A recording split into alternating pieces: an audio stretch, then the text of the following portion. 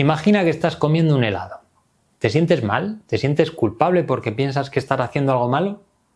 Mientras lo comes, ¿estás pensando en las calorías que te aporta y en lo que te puede hacer engordar? ¿Y si te miras frente a un espejo? ¿En lo primero que piensas es en las calorías que te sobran? Antes de un evento importante como una cena o una boda, ¿te sientes mal porque no entras en la ropa? ¿Intentas cuidar tu salud al máximo y por eso evitas comer porquerías? ¿Te machacas en el gimnasio para tratar de quemar las calorías de esa comilona que te diste ayer? ¿Intentas cuidar la salud de tus hijos y por eso les prohíbes comer chucherías mientras les obligas a comer brócoli? Cuando hablamos de alimentación y salud, normalmente pensamos en alimentos, si son saludables, si son insanos. Pocas veces nos damos cuenta, pocas veces somos conscientes de nuestra relación con esos alimentos y con la comida en general, un aspecto fundamental que también determina nuestra salud. Para hablar de ello, hoy contamos con Lidia Folgar. Lidia es dietista nutricionista, especializada en condicionantes ambientales, nutricionales y genéticos para el crecimiento y el desarrollo, así como en el tratamiento y la prevención integral de los trastornos de la conducta alimentaria. Lidia trabaja desde hace 19 años en consulta y dirige el espacio de nutrición y bienestar Lidia Folgar, situado en Pontevedra y también en modalidad online. Lidia además trabaja como formadora y como divulgadora. Colabora desde hace 5 años en el espacio de cocina Está Chebó de la Televisión de Galicia y además ha escrito 2 libros: Aprender a comer, sobre las evidencias científicas en torno al método Baby Led Weaning, y La salud en tu plato, donde trata de mejorar nuestros hábitos sin renunciar al placer de comer. Siempre os digo que no os perdáis este episodio, pero en este caso os lo digo más que nunca porque este es imprescindible.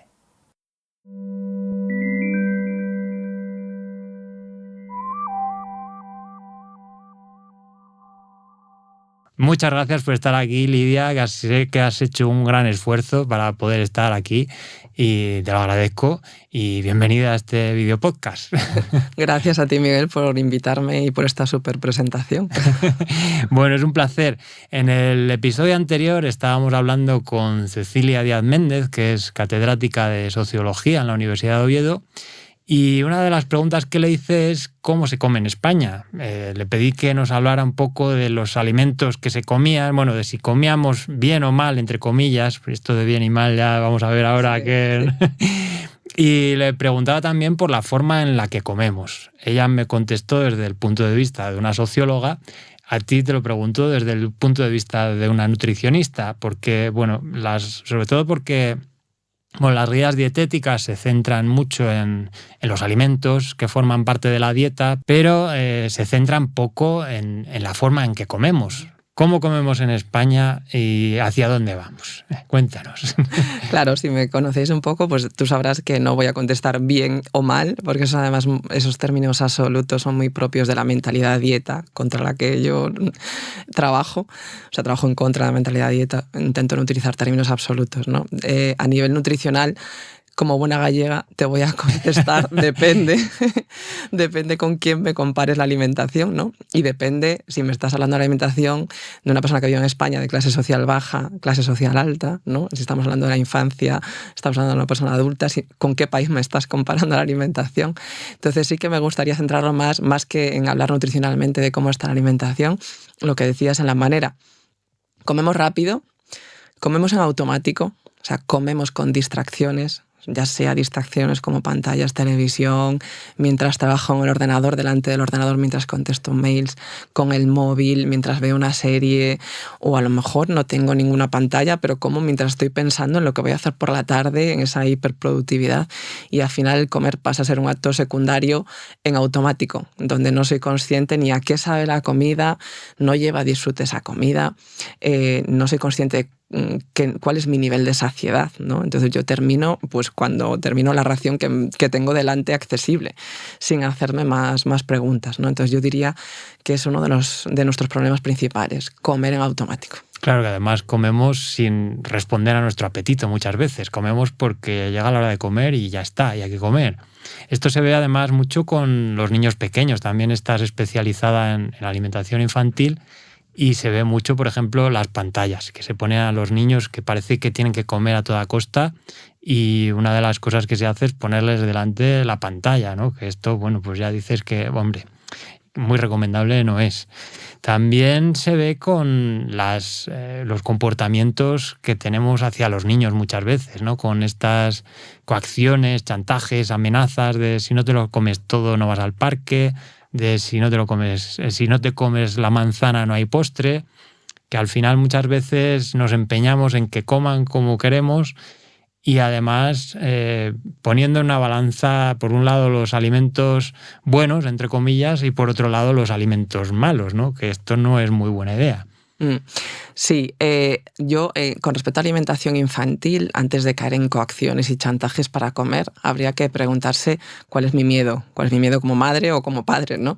Porque ahí suele estar la clave de las conductas posteriores, ¿no? Pues voy a poner un ejemplo típico. Si yo pienso que el desayuno ideal infantil tiene que llevar un vaso de leche y mi hijo o mi hija no le gusta la leche o no la toma, ¿qué voy a pensar? Pues voy a intentar forzar, porque me han dicho que es que si no toma leche le va a faltar calcio, no va a crecer, voy a ser una mala madre. Entonces, ¿qué voy a hacer? Pues le voy a añadir cacao azucarado. Colacao, puedes decir. No nos patrocina Colacao. Para que me da igual la marca, pero porque pienso que eso es importante. Incluso a lo mejor pues mi hijo protesta porque no quiere, entonces voy a empezar a decir, bueno, si tomas esto, pues te doy lo otro, y al final a lo mejor partimos de una premisa falsa, ¿no? Que a lo mejor pues desterrando esos mitos, pues el momento de comer se convierte en algo más agradable. Con la cantidad de comida sucede igual. Hay como esa hiperexigencia, ¿no? Sobre las nuevas maternidades y paternidades que estamos, sobre todo la generación millennials, son la generación más formada e informada a nivel maternidad o paternidad, y como esa exigencia de que hay que hacerlo todo bien. He leído muchos libros sobre nutrición y entonces pues caemos a veces en esas cosas de cómo vas a comer este alimento, ¿no? Porque eso lleva azúcar, ¿no? Entonces, no, esto no. Y empezamos con las prohibiciones, ¿no? Desde una idea que a priori puede ser válida, de quiero que mi hijo o mi hija tenga pues una mejor alimentación nutricionalmente hablando, que se pueda, pero luego falla la aplicación práctica, que es cuando mi hijo o mi hija sale al mundo y tiene contacto con otros alimentos, ¿qué hago? Y el entender que hay una parte de la alimentación, una buena parte de la alimentación de mis hijos o mis hijas que se escapa a mi control, porque no depende solo de lo que hagamos desde casa. Es una parte importante, pero por supuesto que no es la única. Claro, que muchas veces nos empeñamos en que coman lo que pensamos que está bien, pues por ejemplo, repollo, y si no le gusta el repollo le echamos 3 kilos de mayonesa, otros 3 de ketchup y que se lo coma. Y además no nos gusta el repollo, a nosotros que somos sus padres. Exacto. Que me decía una vez, una persona decía, ¿qué tengo que comer yo galletas? ¿Tengo que dejar de comer yo galletas para que mi hijo deje de comer galletas? Hombre, pues a lo mejor sí, ¿no? A lo mejor hay que predicar con el ejemplo, no lo sé. Desde luego, si quieres conseguir algún cambio, tiene que ser a nivel familiar. No podemos pretender que nuestros hijos, nuestras hijas coman mejor que nosotros. Claro.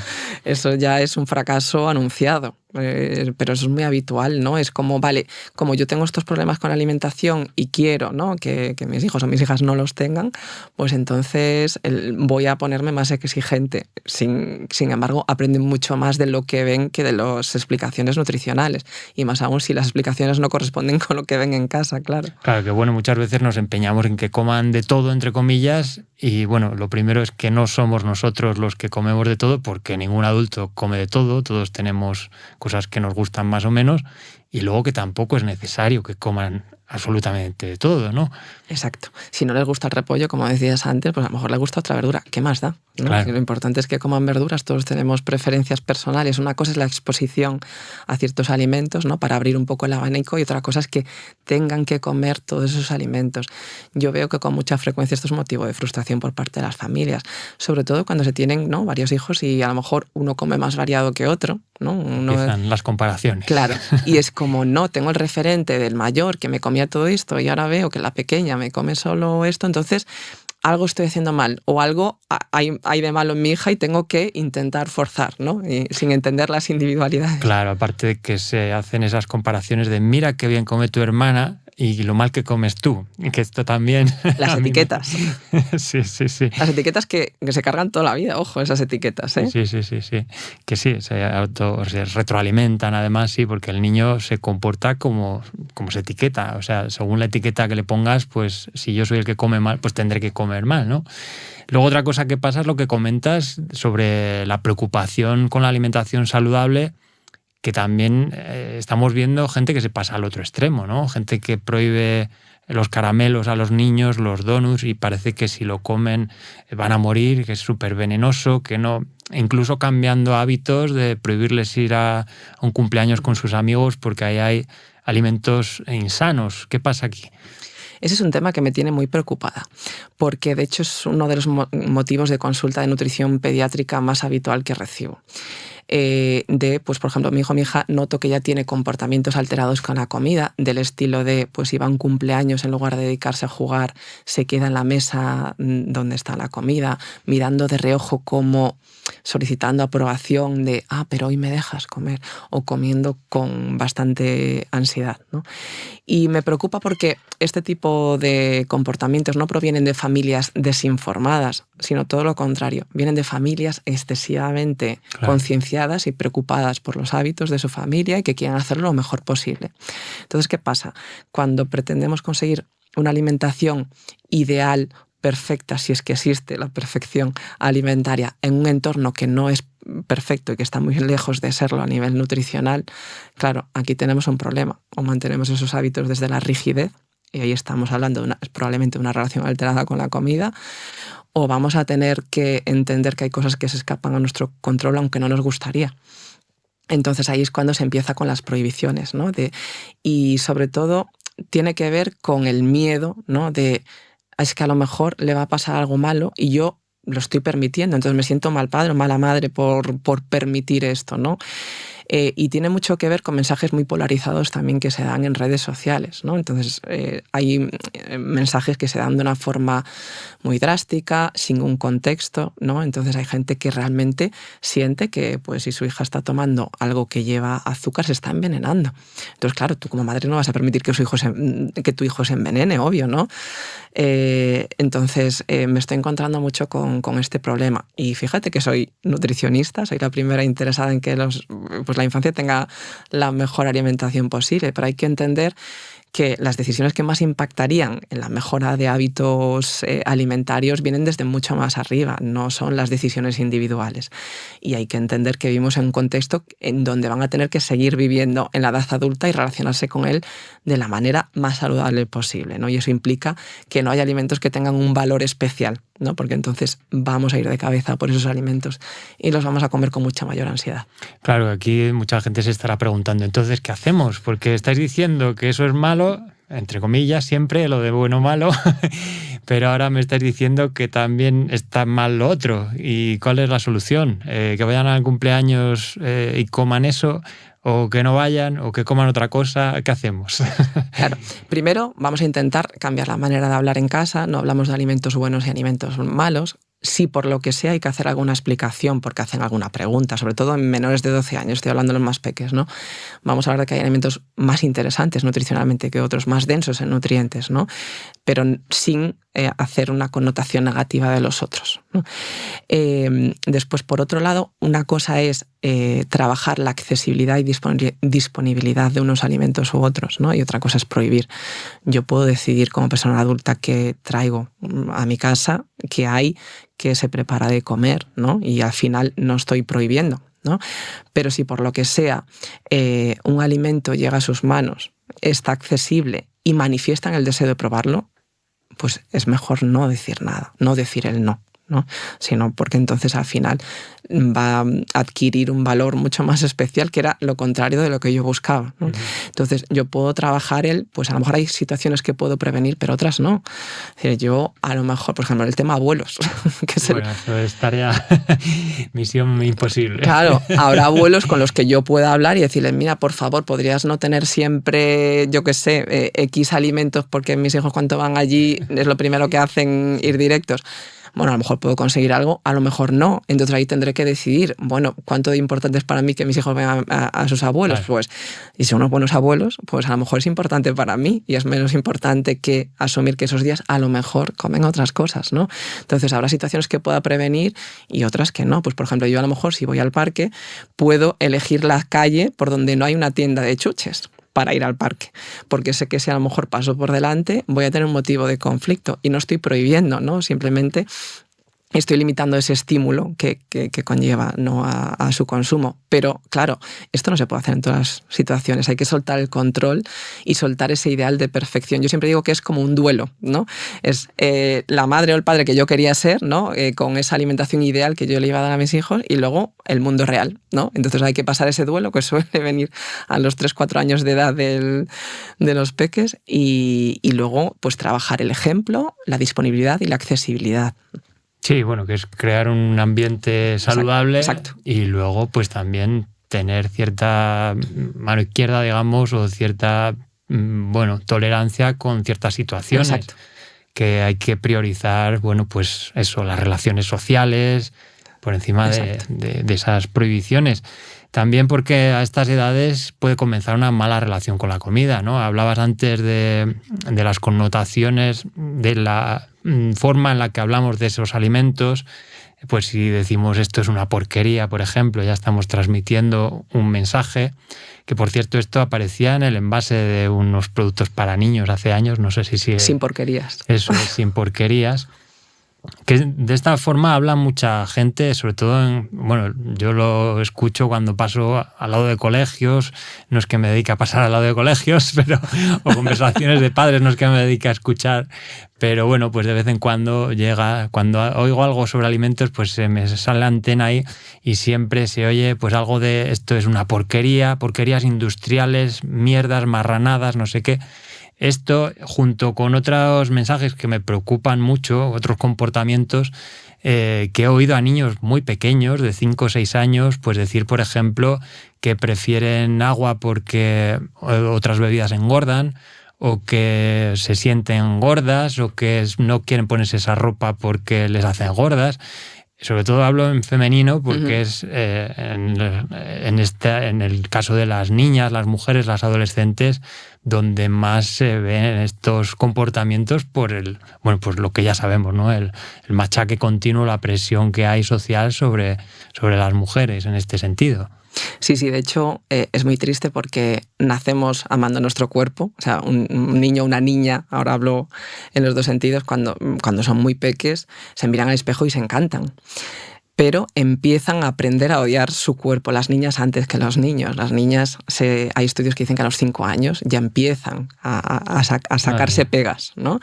El 90% de los trastornos de la conducta alimentaria se dan en mujeres. No es casual, no es algo fisiológico, hormonal, biológico, ¿no? Es algo social y es algo cultural, ¿no? Esa presión de los estereotipos de género, donde la mayoría de las mujeres asumen que su valor se lo da la belleza asociada a una hipersexualización, además, que eso es lo que se considera belleza, juventud y delgadez, ¿vale?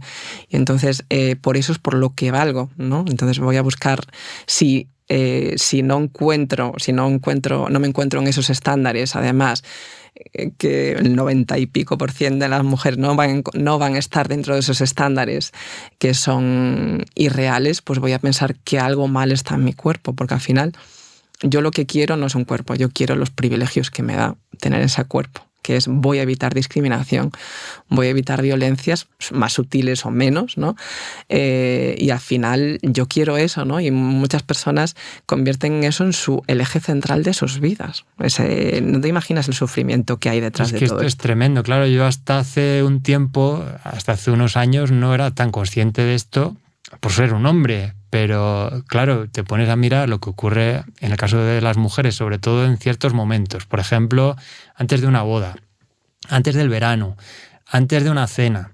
Y es un sufrimiento delante del espejo, un sufrimiento a la hora de comprar ropa, un sufrimiento a la hora de, bueno, pues eso, de pensar en su cuerpo, en su físico, en su aspecto.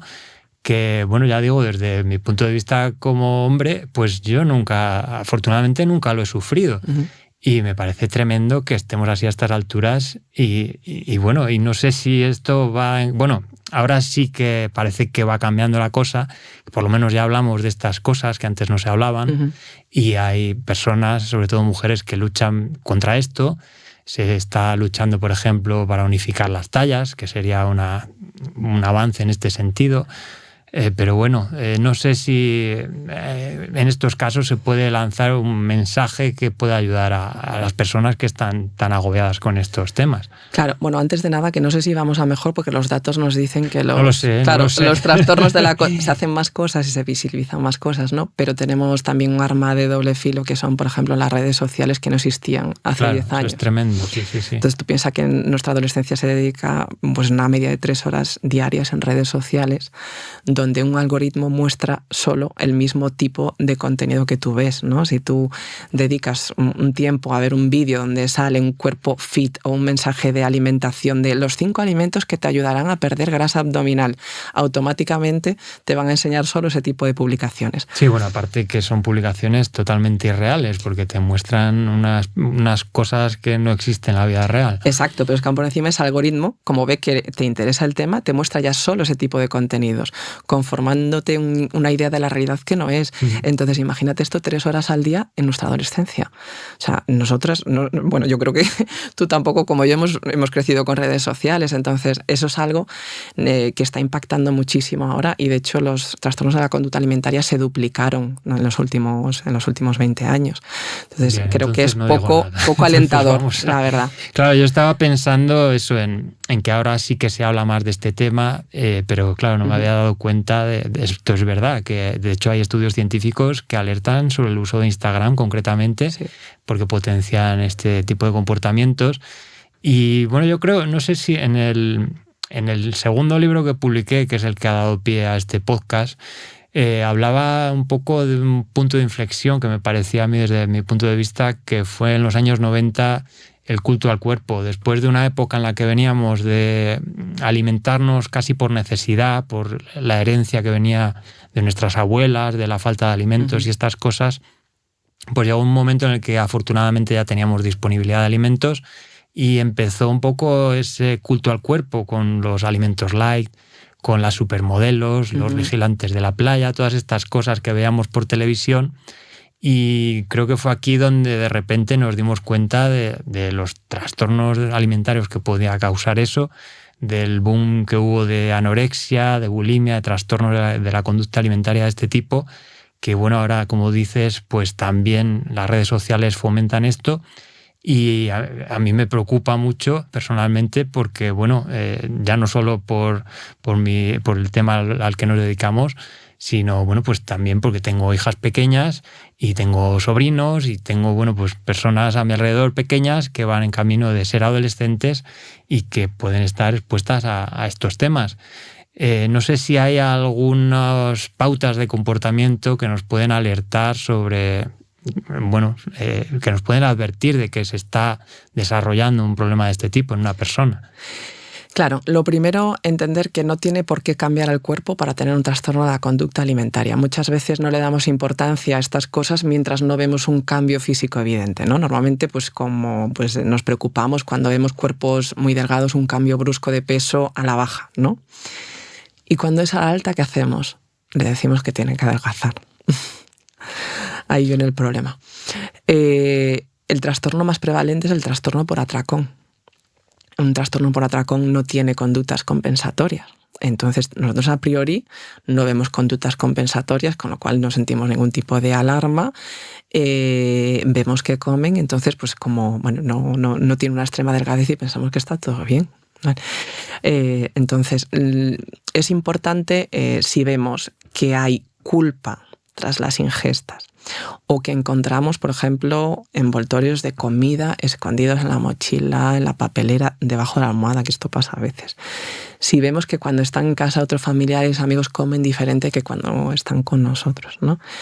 Que pasan mucho tiempo en el baño, por ejemplo, después de comer. Hombre, puede ser por muchas cosas que pasen mucho tiempo en el baño, pero está bien estar alerta porque puede ser que estén intentando llevar alguna conducta compensatoria. Normalmente los trastornos de la conducta alimentaria tienen factores que predisponen y factores que precipitan.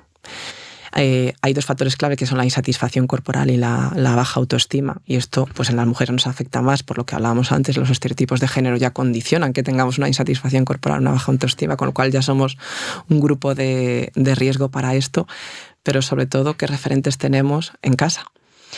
Normalmente, por ejemplo, las niñas suelen tener de referentes a la madre. ¿Qué relación con el cuerpo y con la comida tiene la madre?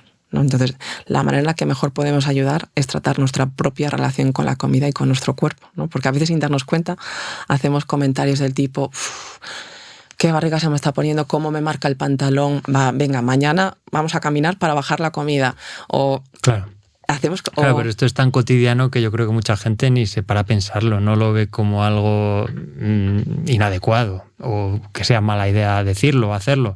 De hecho, muchas veces se lo dicen también a los niños: ay, qué guapo estás, qué guapa estás tan delgadita, o ay, qué bien te sienta ese vestido que no te hace barriga, cosas de estas, ¿no? Sabemos que a las niñas le celebramos con más énfasis el adelgazar que el conseguir logros. Pues, por ejemplo, si mi hija se acaba de terminar la carrera, seguramente lo felicito con menos efusividad que si baja 10 kilos. Esto pasa. O, por ejemplo, a lo mejor no hablamos directamente del cuerpo de nuestros hijos o de nuestras hijas, pero sí hablamos del cuerpo de otras personas en su presencia. Claro. Mira fulanito cómo engordó, mira fulanita cómo se abandonó, madre mía, tal. Estos comentarios los absorben y entonces dicen: bueno, si piensa eso de fulanita, lo va a pensar de mí. ¿Qué estará pensando de mí? No, bueno, y aparte que repiten esos comportamientos con compañeros, cuando, bueno, pues empiezan con los insultos de gordo, ceboso, todas estas cosas, el acoso escolar y todas estas... Claro que esto no viene del cielo, no. Esto lo aprenden en algún sitio. Claro, y muchas veces es eso, no vamos a poder controlar lo que venga de fuera, o sea, el entorno de fuera es un poco lo que hablamos con la alimentación, es el que es, pero claro, si yo en casa vengo de un entorno de seguridad, es mucho más difícil que los mensajes de fuera calen. Es decir, a mí en el instituto me pueden decir gorda como insulto, pero si yo en casa vengo de un hogar donde se me habló de diversidad corporal, donde siempre se trató este tema desde el respeto, ¿no? Y de otra manera, probablemente entienda que el problema lo tiene la persona que está ejerciendo esa violencia sobre mí y no lo tiene mi cuerpo, ¿no? Claro, que esta es uno de los dilemas al que nos podemos enfrentar. Cómo tratar la obesidad para que la gente entienda que es un problema de salud o que puede ser un problema de salud y a la vez respetar el cuerpo de los demás. No sé de qué forma abordar este tema cuando hablamos de ello. Claro, yo es que directamente no trataría la obesidad. Primero, ahora me explico, primero no utilizaría tampoco la palabra obesidad, ¿no? Hay otros términos. Primero, obesidad es un término que se establece según IMC, que sabemos que el IMC, para calcular adiposidad o riesgo para la salud, riesgo cardiovascular, es el índice. Explícalo para que no lo sepa. ¿No? Vale. El índice de masa corporal es un índice que relaciona altura-peso, que en su día fue creado por un señor, pues, matemático, astrónomo, que la finalidad no era nada que ver con la salud, ¿no? Que luego se empezó a estudiar se empezó a aplicar en estudios epidemiológicos, pero que no era la finalidad y que no tiene en cuenta porcentaje de grasa, porcentaje de musculatura, tipo de grasa, ¿no? Distribución de la grasa corporal. Entonces se ve que de los factores que indican el riesgo cardiovascular es el menos fiable y es el que se utiliza ahora de punto de corte para decir: ¿tiene usted obesidad o tiene sobrepeso grado 1 o sobrepeso grado 2? ¿No? Eso ya de entrada. Luego, que la palabra obesidad etimológicamente significa sobrecomer, persona que come mucho. Entonces ya es estigmatizante en sí la palabra, ¿no? Pero yo no trataría la obesidad, yo trataría las causas que condicionan que tengamos malos hábitos alimentarios en general, independientemente de cuál sea nuestro peso, ¿no? Porque ni todas las personas que tengan un cuerpo más gordo van a estar enfermas, ni van a desarrollar una enfermedad, ni todas las que estén con peso delgado van a estar sanas, ¿no? Y que en algún momento el cuerpo puede cambiar. Si yo lanzo solo mi mensaje de salud hacia determinados tipos de cuerpos, que además pueden tener una enfermedad o no tenerla, simplemente ser una característica física, pues estoy estigmatizando, ¿no? Y no estoy lanzando el mensaje que quiero, que es el mensaje de mejorar hábitos, no cambiar cuerpos, ¿no? Entendiendo que además nuestro cuerpo no es algo modificable a la carta, ¿no? Hay una parte, como decía antes, que podemos gestionar y está relacionada con nuestros hábitos, y hay otra que no. Yo no puedo decir mi color de ojos y mi color de piel, y a lo mejor por mucho que vaya a la playa, yo no me pongo morena. Y a lo mejor otra persona va conmigo a la playa, al mismo tiempo se pone muy morena. Y no es que no me esfuerzo suficiente de ponerme a la playa, de ponerme morena, quiero decir. Esto es otro, lo de no esforzarse lo suficiente, que este es el mensaje que nos lleva muchas veces a través de las cuentas de Instagram, de TikTok. Claro. Si quieres, puedes. Claro, si quieres, puedes. Si yo puedo, tú puedes. Claro, él no se esfuerza lo suficiente, él es que es muy vago. Esta idea de, el hombre hecho a sí mismo, la mujer hecha a sí misma, pero claro, el peso y el aspecto físico no depende solo de nosotros mismos, ¿no? Claro, y es que además normalmente estos mensajes se promueven en nombre de la salud, pero en realidad no hablamos de salud, hablamos de estigma de peso, porque nosotros no vamos diciéndole a la gente, cuando vemos beber cerveza a una pandilla de amigos, no vamos diciendo a cada amigo, deberías dejar de beber alcohol porque es malo para tu salud, ¿no? Entonces, entiendo que es un sesgo no consciente. La gordofobia, el estigma de peso, a mí me gusta más utilizar la expresión estigma de peso que gordofobia, porque gordofobia da la sensación de que es fobia a las personas con cuerpos gordos y no es así, porque si es eso casi nadie se identifica ahí, ¿no? Estigma de peso son sesgos que tenemos, o sea, prejuicios en torno a las personas que tienen cuerpos más gordos, tipo que son perezosas, que se hinchan a bollería, que se despreocupan por su salud, y todo esto condiciona la manera que tenemos luego de relacionarnos, ¿no? De dar consejos no pedidos solo a ciertas personas, que no hacemos eso con una persona que vemos bebiendo una cerveza, ¿no? Claro. Decimos, deberías dejar de beber alcohol. Yo, no sé por qué te ofendes, y yo te lo digo por tu salud. Claro. Claro. Sí. Entonces, muchas veces estamos hablando de nos molestan los cuerpos gordos, no estamos hablando de salud, aunque no seamos conscientes de ello. Y yo creo que la mayor parte de gordofobia o estigma de peso no es con la intencionalidad de dañar, sino es falta de conciencia pura y dura. Luego hay gente que puede tener mala intención, pero en general es falta de conciencia de todo lo que hay detrás.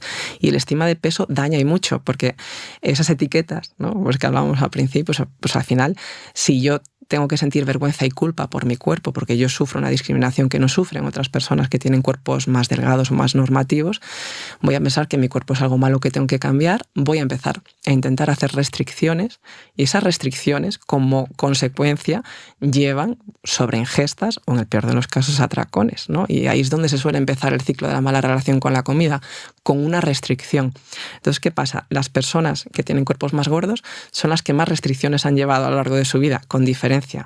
Entonces suelen ser las que tienen una relación más alterada con la comida, y en consecuencia los hábitos pueden ser peores y los resultados de salud son peores. Ya no hablo solo de salud psicológica, que por supuesto que va a ser peor. ¿Y qué pasa con el otro espectro, con el de las personas fit, con el de los comentarios presuntamente positivos, cuando te dicen: hoy qué bien, qué delgada estás, hoy qué fuerte estás, qué bien te veo? Esto, que siempre se hace con buena intención, también tiene sus problemas, ¿no? Sus riesgos, o bueno, no sé cómo llamarlo. Muchos. Sí. De hecho, tendemos a pensar, vale, hay muchas personas que razonan y entienden, decir, vale, entiendo que no tengo que hacer un comentario negativo del cuerpo de otra persona, pero los positivos sí, ¿no? De, qué bien estás, ¿cuánto peso perdiste? O qué bien que... No, pues eso. Tú imagínate, esto pasa muchísimo en trastornos alimentarios. Una persona que siempre ha tenido un cuerpo con más adiposidad, de repente pues pierde peso por el motivo que sea, ya no entro aquí, ¿no? Y de repente, cuando nadie le había hecho un comentario positivo, sino que se enfrentaba a discriminación todos los días, la gente le empieza a decir, qué bien estás, muy bien, qué fuerza de voluntad, le empieza a halagar. Esa persona automáticamente se siente tan bien que empieza a tener miedo a engordar. No quiero, bajo ningún concepto, volver a estar donde estaba. Entonces ese miedo a engordar le hace tener conductas restrictivas, miedo a comer un montón de alimentos, y ahí es donde debutan muchas veces muchos trastornos de la conducta alimentaria. Y luego otra cosa, que la salud no se ve. Es decir, claro, estoy harta de ver cuentas fit. Es decir, fit no me refiero que den consejos de deporte, sino que muestren cuerpos directamente, ¿no? Pues, o sea, deporte para conseguir un cuerpo, sí, no para ninguna otra finalidad, ¿no? Y mucha gente asocia esa salud, qué cuerpo más saludable.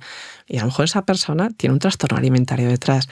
No te imaginas la de veces que atendemos en consulta, claro, a personas con cuerpos fit con trastornos alimentarios. O una enfermedad metabólica, por ejemplo, puedes tener diabetes y tener un cuerpo fit, ¿no? Hace poco, sin ir más lejos, una persona que además tiene pues, un centro de entrenamiento, un cuerpo super fit, y una analítica de un señor de 77 años con muy mala salud, ¿no? Por llevar una dieta de definición muy concreta, alimentándose a base de torreznos. Quiero decir, que no y tú lo ves por fuera y dirías, bueno, un chaval joven, ya ni le hago una analítica. Como médica, a lo mejor ya ni le haría una analítica. Digo, si va a estar todo bien, que tú estás muy sano, que haces mucho deporte.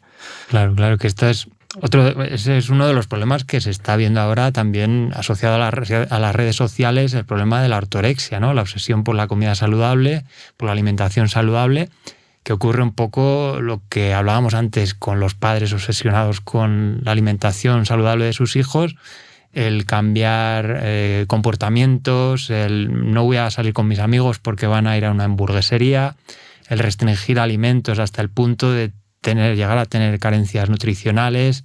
Y bueno, esto al final no sé, creo que todavía no está catalogado como trastorno alimentario, pero bueno, es básicamente esto, ¿no? Sí, hay algunos que no están, como la ortorexia y la vigorexia, pero bueno, que acabarán estando. Yo siempre digo que la salud no se puede dividir en compartimentos, y muchas veces nutricionistas hacemos esto, ¿no? Solo vemos la parte nutricional y no vemos más allá en salud. Incluso he escuchado muchas veces argumentos, bueno, es que la salud psicológica no es tan importante como la salud física.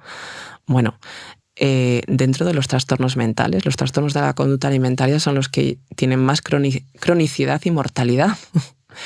Y además que uno retroalimenta al otro. Es decir, si yo tengo una mala salud psicológica, también me voy a alimentar peor, ¿no? Es decir, que al final una cosa sin la otra no se entiende. Entonces, desde el momento en que yo llevo una alimentación nutricionalmente perfecta, comillas, si es que eso existe, y me está impidiendo relacionarme con otras personas, porque no puedo ir a cenas o reuniones sociales que implican comer pero estoy estresada todo el rato porque la comida es el eje central en mi vida, donde cada decisión que tomo estoy pensando, habré comido mucho, habré comido poco, ahora tengo que compensar esto, ahora tengo que ir a esa tienda que está solo a 10 kilómetros porque es donde me venden el producto ecológico, bio, 100% natural del Himalaya, ¿sabes? Y ese estrés sumado al estrés ya de la vida diaria, eso no es salud. Eso no es salud. Entonces no podemos dividir la salud en compartimentos. No podemos decir, yo soy nutricionista, entonces solo tengo en cuenta mi parte, y obvio la parte de la salud mental o la salud social, que están en la definición de la Organización Mundial de la Salud como definición de salud. Claro, por eso, bueno, tú trabajas con un grupo multidisciplinar para abordar la alimentación desde diferentes puntos de vista. Que, bueno, no sé, claro, ahora que estamos hablando de todos estos problemas, igual la gente se está haciendo un lío, pensando, pues ya no se puede hablar de nada, ya no se puede comer nada, a ver qué hacemos. ¿Cuál sería un poco una, solución, unas recomendaciones sencillas, pues a la hora de comer, a la hora de comportarnos con los alimentos? Me haces una pregunta difícil, pero claro, vamos a dar algunos tips. Y además me lo contestas en dos Venga, palabras. En 2 frases. Los 5 trucos para 5 tips. Lo primero, yo no tendría báscula en casa. Es un electrodoméstico que quitaría de casa. La báscula y el espejo son, peligrosos, ¿no? No tendría báscula en casa. Lo segundo, el comer tiene que ser siempre desde el placer. No podemos desvincular el placer de la parte nutricional. Es decir, yo no puedo estar comiendo cosas que nutricionalmente sean ideales y no son satisfactorias también. Entonces tienen que ser, nutricionalmente interesantes, estupendo, pero además tienen que ser saciantes y satisfactorias. Esto, perdona que te corte, esto me interesa mucho porque mucha gente me pregunta, y es siempre cuando estamos comiendo algo, ¿y esto qué tal? Esto tiene muchas propiedades, esto es bueno, esto es... A ver, yo lo como porque me gusta. Es que eso es. No te puedes estar planteando continuamente esto tiene minerales, esto tiene vitaminas, ya he comido 5 minerales de aquellos, voy a elegir esto otro que tiene 5. Pero bueno, esto también viene asociado, yo creo, un poco a la publicidad, no solo a lo que nos rodea a nivel del día a día, sino también a las etiquetas de los alimentos, la publicidad que muchas veces caen en ese nutricionismo de, pues eso, con vitaminas, con minerales. Yo creo que también tiene que ver que asociamos que comer de una forma más saludable es comer de una forma insípida, porque si lo disfruto también, tiene que ser malo. Es decir, y esto lo tiene muy asociado a las personas con cuerpos más gordos que tienen interiorizado que yo no tengo derecho a disfrutar en general. Entonces, si disfruto del alimento debe ser que es malo. Claro, si es que está una frase que dice todo lo bueno es pecado o engorda, exacto, ¿no? Y además, pues vuelvo a la publicidad que nos transmiten estas ideas muchas veces de la tentación, disfruta de la tentación, el placer prohibido, todas estas palabras, todos estos conceptos rodeados de culpabilidad, ¿no? Que, van a ese problema de la culpabilización que nos machaca en el día a día cuando comemos algo que se supone que no deberíamos comer. Claro, ¿cómo voy a generar adherencia a un hábito si no es un hábito que hago desde el disfrute, pero con la actividad física igual? Claro, es que lo que hace mucha gente es, pues barra libre mientras como, pero además sufro porque me culpabilizo. Exacto. Y luego me tengo que machacar en el gimnasio mientras me sigo culpabilizando con lo que he comido, ¿no? Al final lo pasas mal comiendo, lo pasas mal haciendo deporte. Exacto. Cuando deberías estar disfrutando de las dos cosas. Exacto. ¿No? Perdona que te corté antes. Entonces, bueno, el placer en el centro, por decirlo de alguna manera, en el centro de cualquier recomendación nutricional o cualquier mejora de hábitos que nos planteemos hacer. Luego, por otro lado, el aprender a comer de una forma más intuitiva para disminuir los automatismos. Es decir, yo no tengo que estar pensando cuántas veces tengo que hacer pis al día, ni a qué hora, ni en qué cantidad, ¿verdad? O sea, yo simplemente tengo que identificar, tengo ganas e ir al baño. Ya. Claro. Con la comida no hacemos eso. Con la comida, que es otra necesidad fisiológica, estamos programándolo, calculándolo como ahora, porque es la hora de comer. ¿Quién decide cuál es la hora de comer? Lo tendría que decir mi estómago, ¿no? Luego hay otros factores sociales que entran en juego, claro, ¿no? Esa es la cosa. Pero quiero decir, y luego el cuánto como lo debería determinar mi sensación de saciedad, habiendo comido despacio. Entonces tenemos que trabajar el comer de una forma más intuitiva. Tenemos que dejar de hablar de los cuerpos propios y ajenos. Tenemos que intentar hacer limpieza de redes, es decir, si los contenidos que yo estoy viendo me ayudan, estupendo. Ahora, en el momento en el que yo veo que entrar en una red social me hace sentir culpable, me hace sentir que mi cuerpo está mal, la importancia de hacer limpieza en redes ni te imaginas, es decir, porque al final pasamos muchas horas en las redes, entonces es otro punto importante. Y luego otra cosa, tener ropa que se ajusta a nuestro cuerpo y no ajustar nuestro cuerpo a la ropa. Claro, esto es, me voy a comprar este vestido para cuando adelgace, ¿no?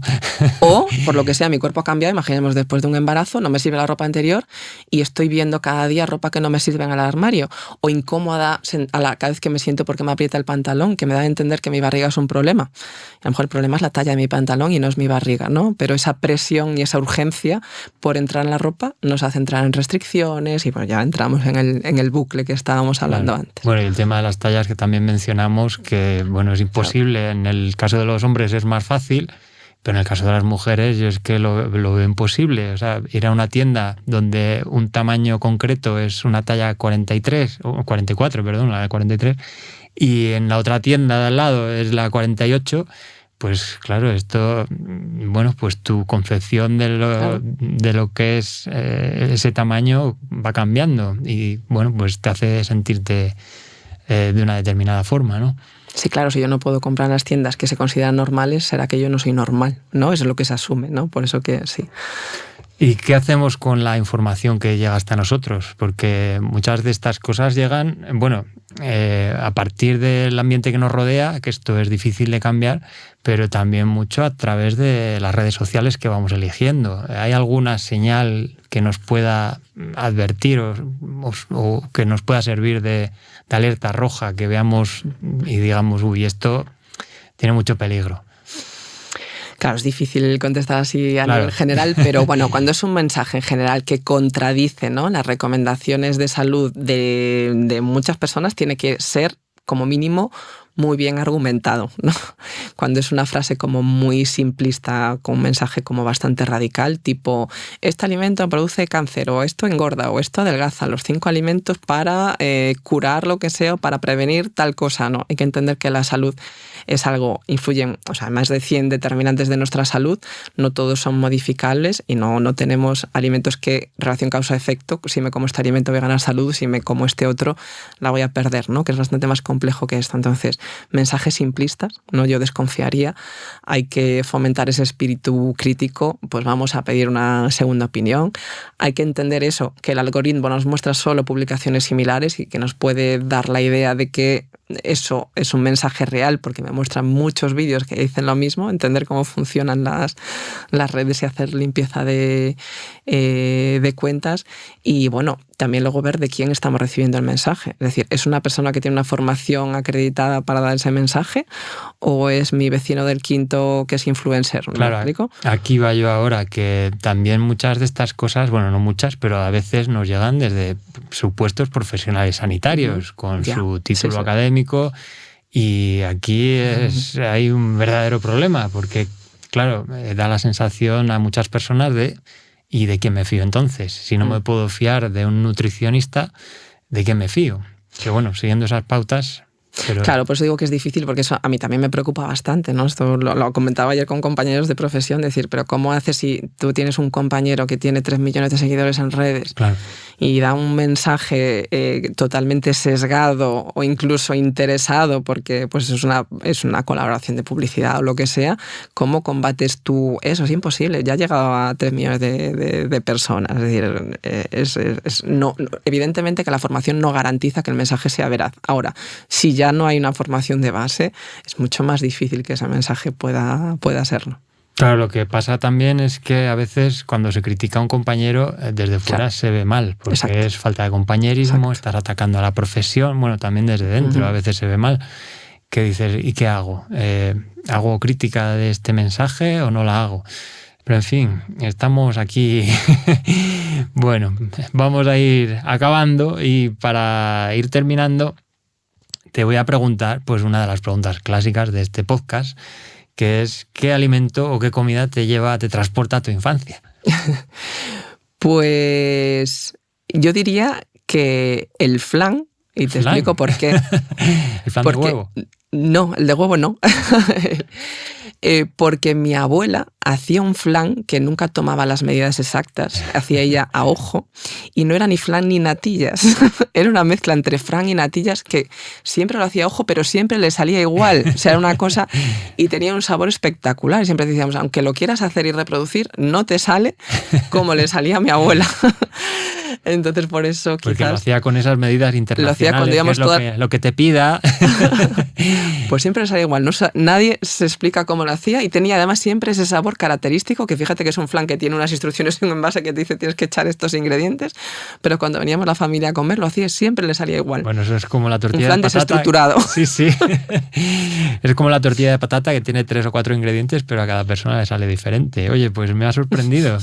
Y me alegra que no sea del flan de huevo, porque yo el flan de huevo no lo puedo ver. No. Bueno, otra pregunta clásica de este podcast es una pregunta misteriosa que le hace un invitado al siguiente. En el anterior episodio teníamos, como dije antes, a Cecilia Díaz Méndez, catedrática de Sociología, que te envía la pregunta de cómo ves la alimentación en el futuro, o sea, cómo será la alimentación en el futuro. No sé desde qué punto de vista. Claro. A ver, yo desgraciadamente, o sea, veo, no quiero ser pájaro en mal agüero, pero una alimentación como bastante más polarizada, ¿no? Veo que pues cada vez la alimentación va a ser más polarizada entre pues quien quiere cuidar su alimentación y quien no, pues lleva una alimentación, ¿no?, más despreocupada, de una manera, pero también pues la diferencia entre clases sociales, ¿no? Clases sociales más bajas con peores hábitos alimentarios y clases sociales más altas con más TCAs, a lo mejor. Gente que se preocupa más por la sostenibilidad, ¿no?, y adapta su alimentación en base, ¿no?, a cuidar el planeta, y gente que pues va a desterrar esa idea y va a decir, pues no, a mí que no me quiten la carne y pues voy a comer carne todos los días. Entonces mi percepción es que va a ser una alimentación cada vez más polarizada, donde se van a fabricar más productos procesados para satisfacer las necesidades de consumo de la inmediatez, de quiero algo rápido que venga ya preparado y, a ser posible, en base individual. No es lo que me gustaría que fuera, pero intuyo que vamos por ahí. Ya se están viendo algunas, sí, algunas pistas sobre esto. Esperemos que no, porque sería una mala noticia. Y ya para acabar, pues te pido que lances una pregunta misteriosa para el siguiente o la siguiente invitado, que no sabemos todavía quién va a ser. Así que adelante. Pues yo le preguntaría que si tuviera la potestad de poder intervenir en políticas públicas, ¿qué medida tomaría para impactar positivamente en la alimentación de la población? Muy bien, pues apuntado queda. Pues nada, hasta aquí llega este episodio del podcast. Muchas gracias por seguir ahí. Muchas gracias de nuevo, Lidia, por estar aquí. Repito que ha sido un enorme esfuerzo el que ha hecho Lidia por estar aquí, así que te lo agradezco especialmente. Y nos escuchamos en el siguiente episodio. Gracias.